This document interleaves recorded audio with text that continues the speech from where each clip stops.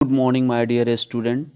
Welcome to all in my YouTube channel A Score of SST. Today we are going to discuss important MCQ of nationalism in India from history part 3rd. So first question is here. During the Swadeshi movement in Bengal, tricolor flag was designed. It had 8 lotus that represented.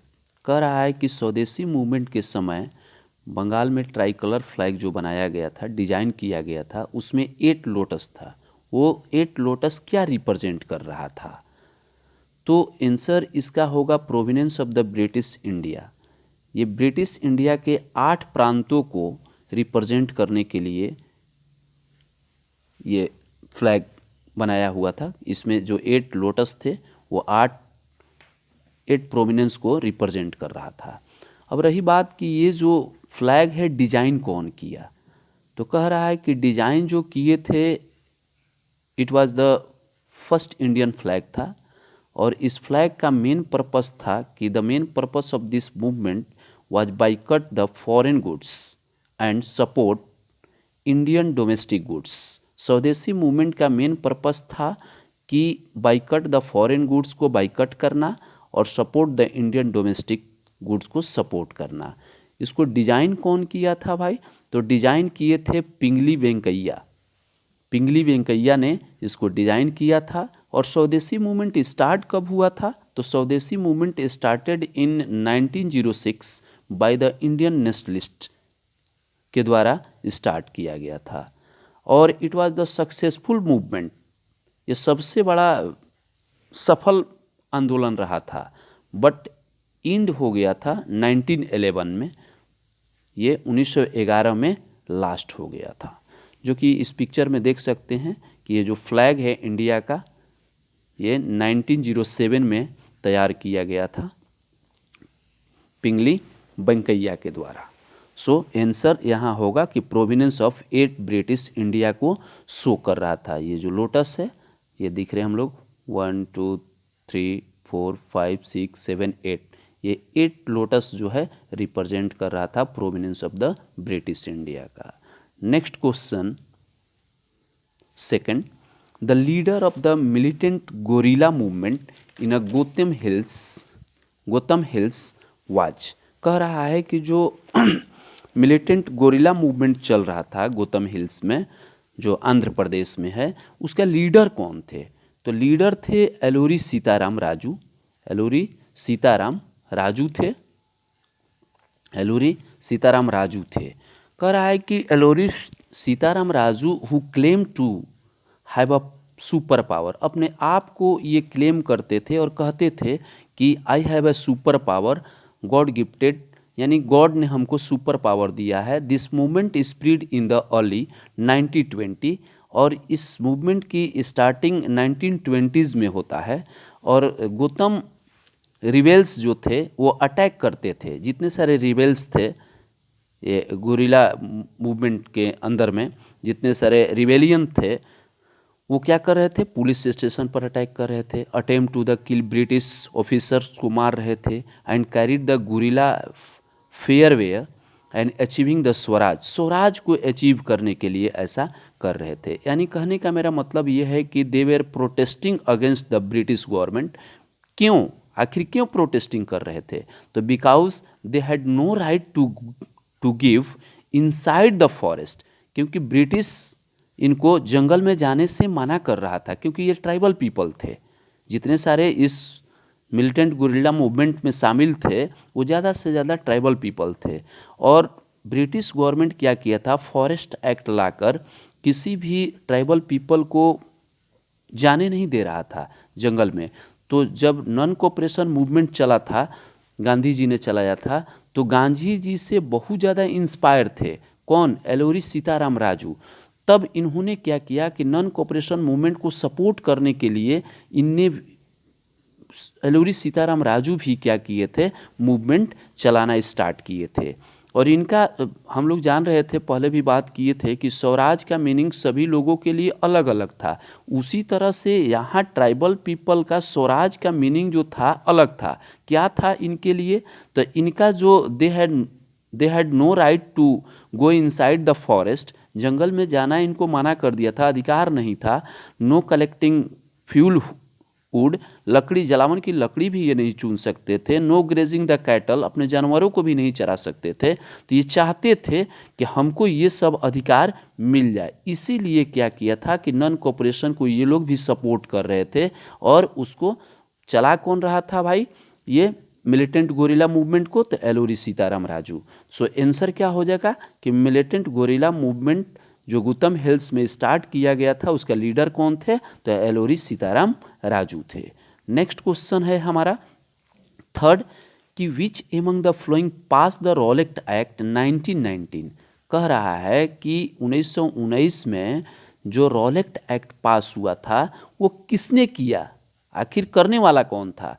तो उसको Rowlatt act पास करने वाला जो था, Rowlatt Act जो पास किया गया वो ब्रिटिश के द्वारा किया गया, और वो जो संस्था का नाम था इंपीरियल लेजिस्लेटिव काउंसिल, जो आजकल हम लोग लेजिस्लेचर के नाम से जानते हैं।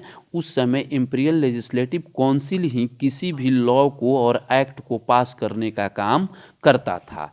यानी कहने का मतलब ये है कि वर्ष 1861 से लेकर 1947 तक ब्रिटेन भारत की विधायिका थी। इससे पहले भारत के गवर्नर जनरल परिषद ने और उसके बाद भारतीय संविधान सभा ने इसका प्रतिस्थापित किया, और वर्ष 1950 में भारतीय संसद ने स्थान ले लिया था इसका। और आज तक हम लोग भारतीय पार्लियामेंट के नाम से कोई भी हम लोगों को एक्ट पास करना होता है तो हम लोग पार्लियामेंट से पास करते हैं। यानी कहने का मेरा मतलब ये है कि इंपीरियल लेजिस्लेटिव काउंसिल के द्वारा 21 मार्च 1919 को रॉलेट एक्ट लागू किया गया। कितना को, तो 21 मार्च को, 21 मार्च को, मार्च 1919 को रॉलेट एक्ट लागू किया गया था। अब रही बात कि रॉलेट एक्ट होता क्या है, क्या था ये रॉलेट एक्ट, क्या था। तो रॉलेट एक्ट जो था आपका ब्रिटिश सरकार का एक अधिकार प्राप्त हो गया था। क्या अधिकार प्राप्त हो गया था कि किसी भी इंडियन पर अदालत में बिना मुकदमा चलाए हुए उसे जेल में बंद कर सकता था। यानी इस कानून के तहत अपराधी को उसके खिलाफ मुकदमा दर्ज करने वाले नाम जानने का अधिकार भी समाप्त कर दिया गया था।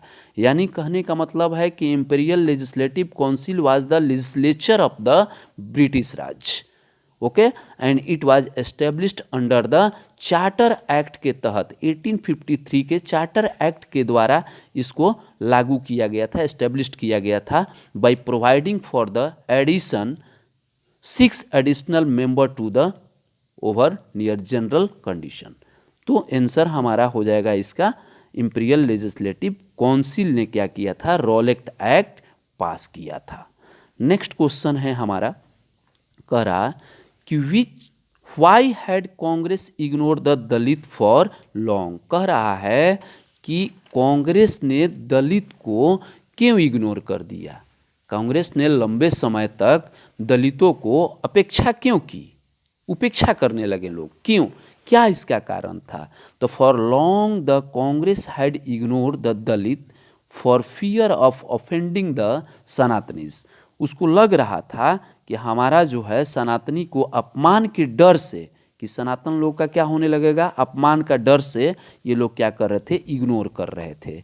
यानी कहने का मतलब ये है कि for fear of the offending the Sanatanis the conservatives high caste Hindus, यानी कांग्रेस जो थे, कांग्रेस रूढ़िवादी जो थे, कंजर्वेटिव थे, उच्च जाति के हिंदुओं को नाराज नहीं करना चाहती थी, इसीलिए ये क्या था कि इग्नोर कर रहे थे।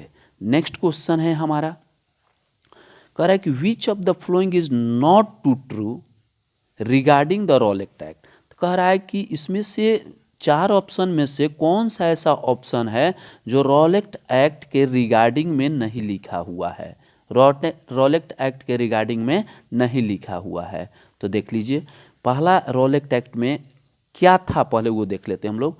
कह रहा है कि रॉलेट एक्ट जो था the act was passed by the imperial legislative council, ये सही बात है। दूसरा चीज़ कि it gave power to the government to repress the political activities, ये क्या करता था, गवर्नमेंट क्या करती थी, ये पावर देता था गवर्नमेंट को, फोर्स को, कि पॉलिटिकल लीडर या एक्टिविटीज़ को क्या कर सके, रिप्रेस कर सके, कुचल सके, सप्रेस कर सके, रोलेक्ट एक्ट। तीसरा चीज़ कह रहा है कि it improve empowered the government to the deny the political prisoner without trial, और रोलेक्ट एक्ट ये भी कहता है कि गवर्नमेंट को पावर दे देता था कि कोई भी पॉलिटिकल प्रिजनर को बिना ट्रायल किए हुए, बिना ट्रायल के ये जेल में डाल देता था, बिना कुछ कहे हुए। तो ये तीनों चीज़ किसके रिगार्डिंग में है, रोलेक्ट एक्ट के रिगार्डिंग में है। लेकिन क्वेश्चन कर रहा है कि नॉट टू बी ट्रू, जो इसके रिगार्डिंग में ना हो, तो आंसर हमारा क्या हो जाएगा, D, the act control the movement of the plantation worker. ऐसा नहीं था, रोलेक्ट एक्ट कोई प्लांटेशन वर्कर मूवमेंट इसको कंट्रोल नहीं कर रहा था। सो आंसर क्या हमारा हो जाएगा, डी हो जाएगा। नेक्स्ट क्वेश्चन हम लोग देखते हैं 6, कह रहा है कि which one of the following agreement gave reserve seat to the depressed class in a providential and central legislative council. कह रहा है कि इसमें ये इसका आंसर हो जाएगा पूना पैक्ट, यानी कह रहा है कि which one of the following agreement gave reserve seat, कौन सा पैक्ट जो था, कौन सा एग्रीमेंट था जिसमें क्या किया गया, रिजर्व सीट दिया गया, किसको भाई, तो रिप्रेस्ड क्लास के लिए, इन a providential and central legislative council, दोनों में। तो ये किस में बात किया गया था, तो पूना पैक्ट में। कौन किए थे, तो doctor B.R. Ambedkar demanded the separate electorate this classed. जब इस तरह का सेपरेट इलेक्टोरेट्स की बात किए थे तो उस समय क्या हुआ था कि this clashed with the Gandhi ji के साथ क्या हो गया, उनको झगड़ा हो गया, where the result was Poona pact in 1932।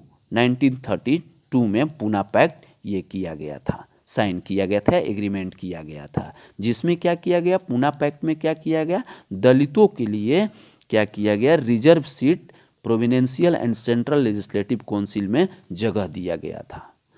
Next question है हमारा 7 नंबर, कह रहा है कि which one of the following combination of colour was there in a swaraj flag design by Gandhi ji in 1921। कह रहा है कि जो गांधी जी के द्वारा स्वराज फ्लैग जो डिजाइन किया गया था 1921 में, उसमें कौन कौन से कलर थे, तो आप इस पिक्चर में देख सकते हैं कि कौन कौन से कलर हैं। एक है आपका वाइट है, एक ग्रीन है और एक रेड है। यानी इसमें हमारा जो ऑप्शन हो जाएगा, कौन सा ऑप्शन हो जाएगा, रेड, ग्रीन एंड वाइट, यानी ए हो जाएगा। इसके बारे में थोड़ा सा जानकारी लेते हैं हम लोग कि क्या है, कैसे ये फ्लैग आया। तो कह रहा है कि in 1921 Mahatma Gandhi design the swaraj flag. Swaraj flag किसने डिजाइन किया था, तो महात्मा गांधी ने डिजाइन किया था। This was the tricolour flag, 3 colour का ये फ्लैग था, ठीक है, white, green and red. It had a spinning wheel, spinning wheel है ऑलरेडी, यहाँ हम लोग देख रहे हैं कि स्पिनिंग व्हील है, चरखा है इसमें, इन अ सेंटर ऑफ रेड, और सेंटर में, okay, and centre of A red, green and white banner, banner पर है। कह रहा है कि रेड स्ट्रिप जो था वो किसको इंडिकेट कर रहा था भाई, किसको रिप्रेजेंट कर रहा था, तो red strip was for Hindus के लिए रेड रिप्रेजेंट किया गया था। The green was for the Muslim, और जो ग्रीन कलर था वो मुस्लिम के लिए रिप्रेजेंट कर रहा था। और द वाइट बैंड जो था रिप्रेजेंट पीस, ये शांति का संदेश था, शांति का सूचक था। And rest of the communities living in India, यानी गांधी जी ने 1921 तक स्वराज ध्वज का डिजाइन तैयार किया था।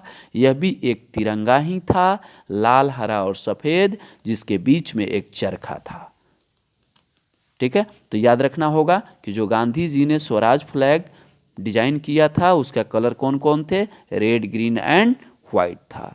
नेक्स्ट क्वेश्चन नंबर 8 कह रहा है कि on 31 January 1930 Gandhi ji sent a letter to fill in the blanks standing his 11 demands. कह रहा है कि जो 31 जनवरी 1930 को गांधी जी ने एक लेटर लिखा और वो लेटर किसको भेजा भाई, तो वायसराय इरविन को भेजे।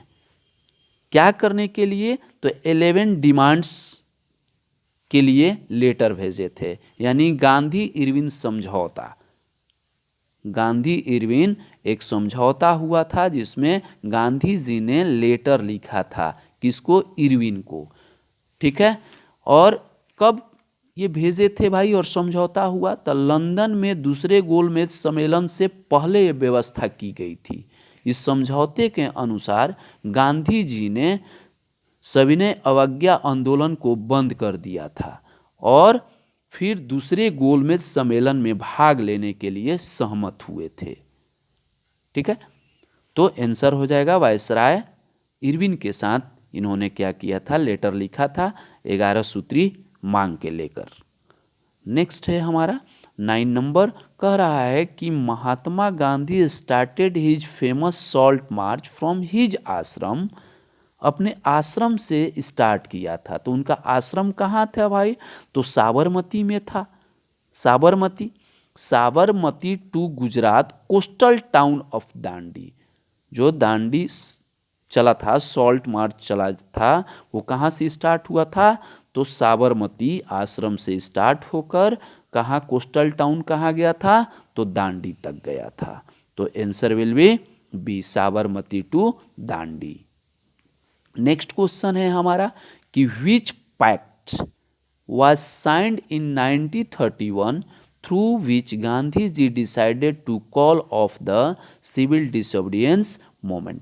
कह रहे हैं, अभी हम लोग बात किए थे कि सिविल डिसोबीडियंस मूवमेंट के अनुसार गांधी जी ने क्या कर दिया था, सिविल डिसोबीडियंस मूवमेंट क्या कर दिए थे, बंद कर दिए थे। यानी किसके, कौन सा एग्रीमेंट हुआ, तो इसमें कौन सा, विच करा कि which pact was sign in 1931, कौन सा पैक्ट साइन हुआ था, तो गांधी इरविन पैक्ट साइन हुआ था।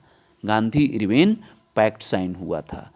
इसी पैक्ट के साइन होने के बाद क्या किए थे, Gandhi ji civil disobedience movement को कॉल्ड ऑफ कर दिए थे, बंद कर दिए थे। ठीक है डियर स्टूडेंट्स, नेक्स्ट हम लोग बात करेंगे, अगले टॉपिक में बात करेंगे कि जो इम्पोर्टेंट क्वेश्चन होगा हम उसको डिस्कस करेंगे। Thank you very much, bye bye, Tata.